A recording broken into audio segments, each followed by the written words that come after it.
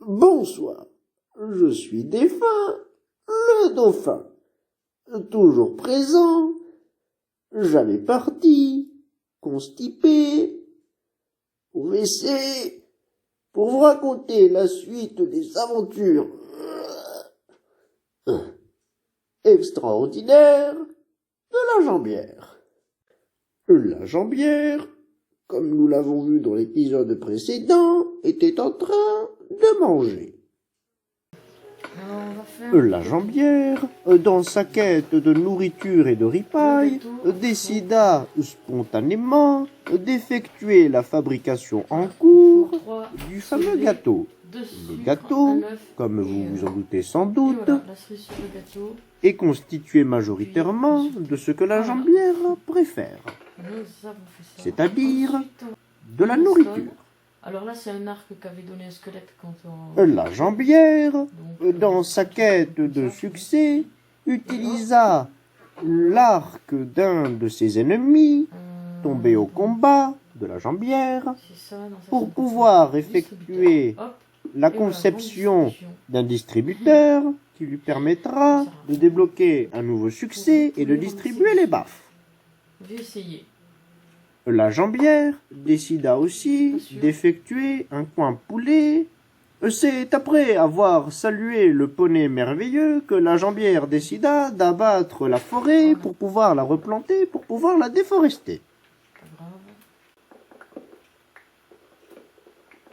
Elle prit notamment le nécessaire en canne à sucre pour fabriquer du papier, mouchoir et autres prospectus, afin d'échanger avec le marchand et ainsi obtenir le fabuleux succès, marchandage, tant convoité par notre héroïne.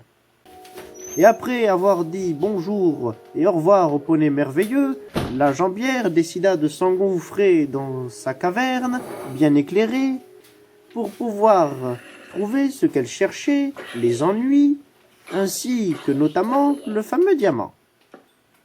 Elle entama alors sa sainte croisade pour pouvoir récupérer le précieux minerai qui lui manquait tant et qui lui faisait défaut.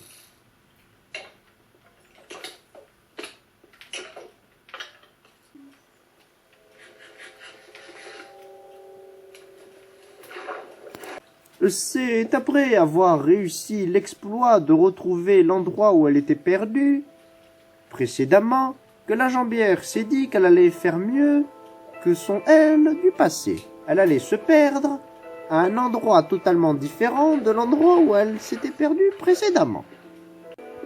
C'était une stratégie habile, sans fil, merveilleuse, splendide, avec, évidemment,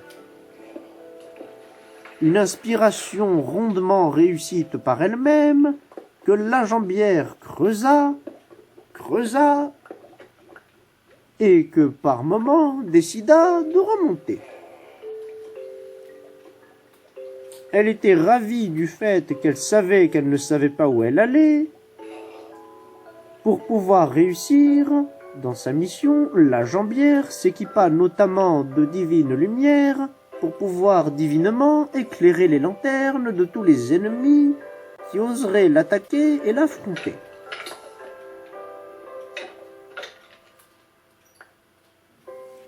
C'est après un petit moment que la jambière décida spontanément et naturellement de creuser en direction du bas afin de réussir à atteindre le fond du trou. Elle creusa et creusa alors jusqu'au moment opportun où elle ne pouvait plus creuser et où elle était obligée d'effectuer ce qu'elle redoutait, c'est-à-dire revenir en arrière pour pouvoir remonter. La jambière repartit fauchée, comme les blés, ne sachant pas où elle allait et manqua de peu de se faire griller les fesses. C'est après s'être fait griller les fesses que la jambière réussit à exploser la caverne et en analysant les décombres, réussissa à analyser qu'il n'y avait absolument rien d'intéressant et décida naturellement de s'en aller afin de ne plus y revenir parce que cet endroit ne servait absolument à rien et ne pouvait fournir à notre héroïne que peu de ressources intéressantes, comme par exemple le fer, mais cela ne l'intéressait plus. C'est après une longue, très longue marche, très longue marche d'ailleurs, regardez comme ça va vite, j'ai réussi à trouver comment accélérer les temps, je suis un génie, que la jambière réussit à retrouver la surface, l'endroit d'où elle venait, c'est-à-dire là où elle ne savait pas qu'elle allait.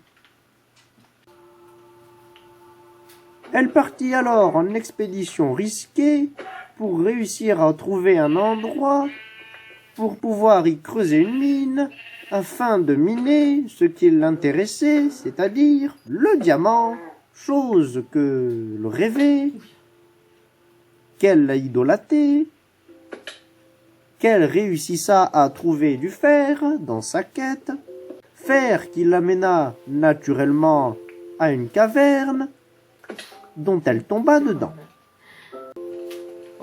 La jambière, fort d'être tombée dans cette caverne, réussissa à purger les monstres afin de l'éclairer de sa divine lanterne et d'en explorer les contrebas, les hauts, les bas et les contre-hauts bas.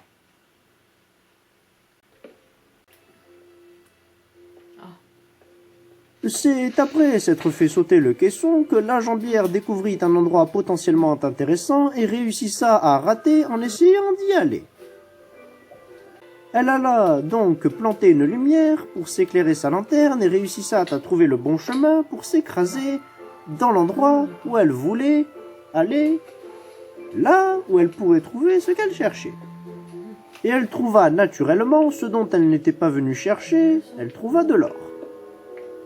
C'était beau, c'était merveilleux, c'était splendide, et un combat face à face contre un squelette s'engagea entre la jambière et un squelette pour le contrôle de cet or.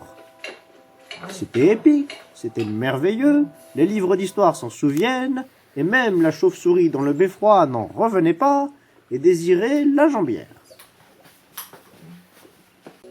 C'est après être carbonisé que la jambière décida d'utiliser l'un de ses atouts, la pomme dorée plus, surpuissante, magnifique et merveilleuse, sainte du dieu poulpe, pour pouvoir être survoltée, motivée, et chose qu'elle faisait était motivamment motivée et trouva motivement de l'or. Tout en étant motivée, la jambière réussissa à purger et à libérer l'esprit d'un zombie villageois, guidé par la sainte divine pomme plus merveilleuse du dieu poulpe, où elle tomba nez à nez avec du lapis-lazuli. Le lapis-lazuli, on le rappelle, pouvait procurer la magie de la magie. Elle tomba aussi sur du diamant et on en était ravis. On va faire une petite sauvegarde. Ah ah! Est-ce que la jambière va réussir à récupérer son diamant et à sortir vivante de cet endroit? Dégage la mouche. Eh bien ça, vous le saurez dans le prochain épisode. Eh bien alors je vous invite à vous abonner à la chaîne, si ce n'est pas déjà fait, pour ne pas rater la suite des aventures extraordinaires de la jambière en mode survie, où elle va débloquer les succès du mode survie. Et je vous invite notamment à lâcher votre frustration dans les cabinets. Sur ce, des bisous.